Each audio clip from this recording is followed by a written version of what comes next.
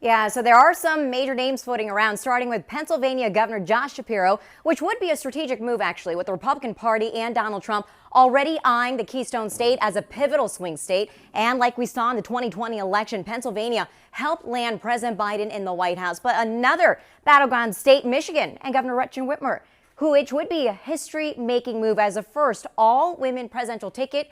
Whitmer, she's already popular in her state, and she was actually elected to statewide office twice. She's been pretty outspoken on the effort to protect abortion and has experience on the DNC and Biden-Harris re-election campaign. But another name we have to talk about, that's Kentucky Governor Andy Beshear, who's been praised for flipping his seat blue in deep red Kentucky. He's won 3 statewide races, first as Attorney General and then as governor twice in one of the most conservative states in the nation.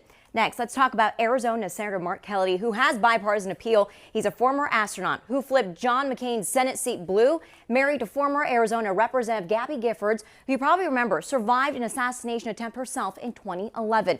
Another name, North Carolina Governor Roy Cooper, who actually campaigned with Harris in North Carolina this week. It's another key state Democrats need to win, with Trump ahead by 6.8 points. Now, some other people to keep an eye on. We've got rising star in the Democratic Party. That's Maryland Governor Wes Moore, who became Maryland's first black governor and made news for his handling of the Baltimore Bridge collapse. Georgia Senator Reverend Raphael Warnock, known for drawing black voters in a key swing state. We've also got Senator Amy Klobuchar and Transportation Secretary Pete Buttigieg, who have national name recognition from their 2020 presidential campaigns as well. But look, one thing is for certain.